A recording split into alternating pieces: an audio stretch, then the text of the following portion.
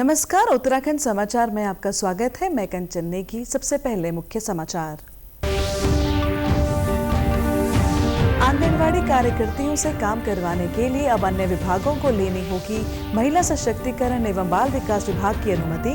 विभागीय मंत्री रेखा आर्य ने दिए निर्देश। कार्य की एवज में देना होगा टीए-डीए।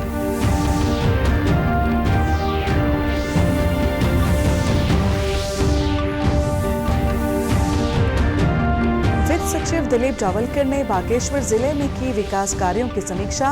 अधिकारियों को हर योजना में स्थानीय लोगों की भागीदारी सुनिश्चित करने और उनकी जरूरतों का ध्यान रखने के दिए निर्देश।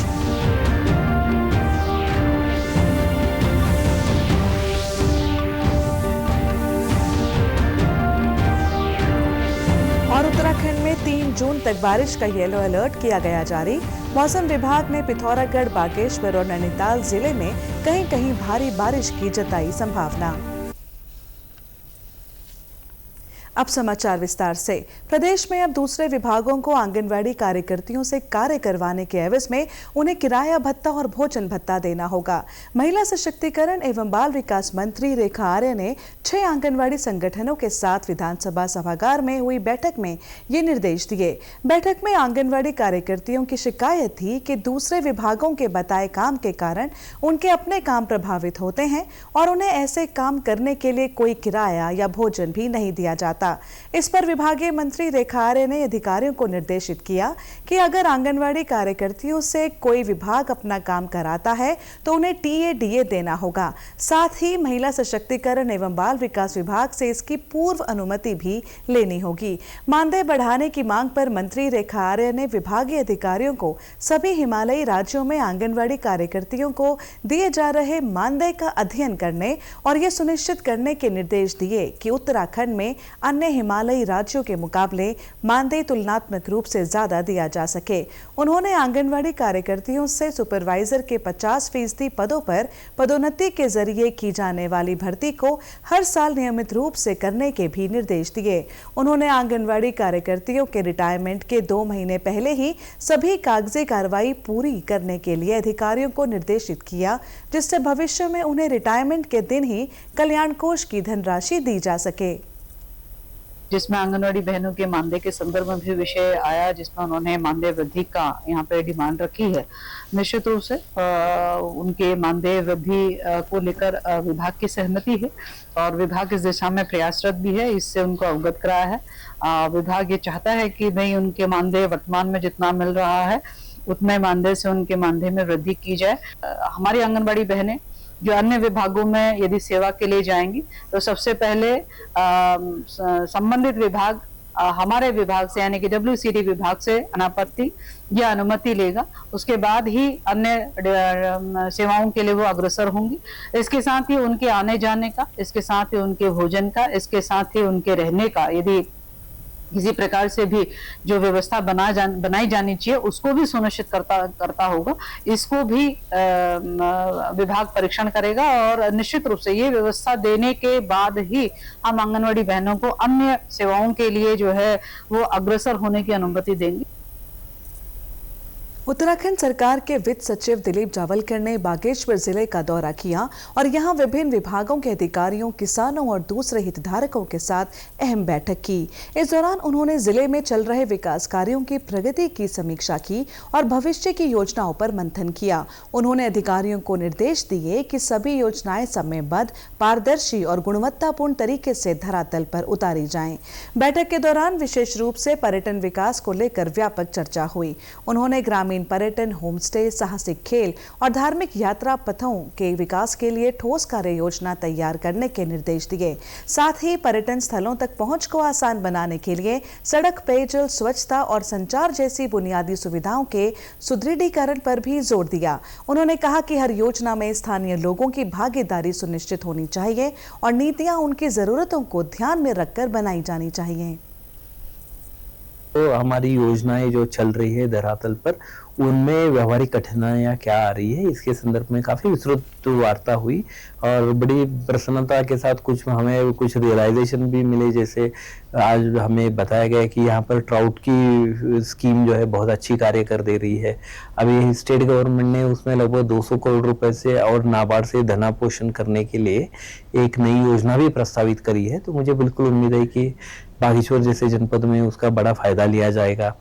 उसी तरीके से जैसे कीवी के संदर्भ में आज काफ़ी विस्तृत प्रस्तुतिकरण किया गया और डीएम साहब द्वारा भी काफ़ी उसमें विशेष रुचि ली जा रही है और उसके संदर्भ में भी एक बृहद योजना बना के कार्य किया जा रहा है।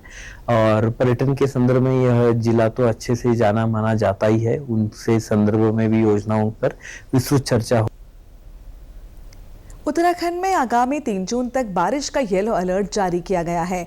मौसम विभाग ने तेज हवाओं के साथ बिजली चमकने और पिथौरागढ़, बागेश्वर और नैनीताल जिले में कहीं कहीं भारी बारिश की संभावना जताई है।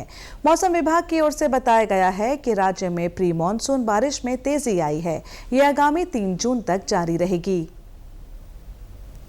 4 से 5 दिन अगर देख रहे हैं तो बारिश ठीक ठाक मिलती रहेगी। आप ये कह सकते हैं कि अनेक जगहों तक हल्की से मध्यम तो मिलेगी और इक्का दुक्का अगर कल से मैं बात करूं 3-4 दिन जो है तो जो अंदर के डिस्ट्रिक्ट है, खासकर पिथौरागढ़ है या बागेश्वर है, तो इक्का दुक्का जगह वहां पे भारी वर्षा भी मिल सकती है। साथ ही आप देखेंगे कि इस दौरान जो है आप देख रहे हैं कि जैसे दिन में धूप अच्छी निकल रही है, फिर रात को एक्टिविटी हो जा रही है, तो आप देखेंगे कहीं कहीं जो इंटेंस स्पेल है इस तरह की भी इक्का दुक्का जो चीज़ें हैं वो पहाड़ों में देखने को मिलेगी, जिसमें कि विद इन आवर जो है 3-4 सेंटीमीटर रेन मिल जाती है। 5 तारीख से देखें तो थोड़ी एक्टिविटी कम होने वाली है, करीब 5-6 डेज के लिए, और 10-11 के बाद फिर वो बढ़ेगी। शावर टाइप एक्टिविटीज़ है क्योंकि आप देख रहे हैं कि जो है मॉइस्चर लेवल अभी काफ़ी बड़ा है और साथ में फिर जो हीटिंग भी हो रही बीच में, तो उसकी वजह से जो शावर्स है बड़े अच्छे मिल रहे हैं। वो बिना अच्छी मॉइस्चर को सब चीज़ नहीं हो सकती, तो मॉइस्चर लेवल अच्छा बढ़ा हुआ है, तो इस तरह की एक्टिविटी वो मिलेंगी और प्री मानसून शावर ही है। और जो मानसून है वो भी आप देख रहे हैं कि करीब करीब बिहार तक उसके पहुँचने की संभावना 1-2 दिन में। उसके बाद यहाँ तक पहुँचने में मैं कहूँगा कि अभी 8 से 10 दिन लग जाते हैं। तो मैं कहूँगा कि यही है कि 10 के तारीख के बाद जो है जो मानसून है यहाँ आने की उसकी संभावना बनी।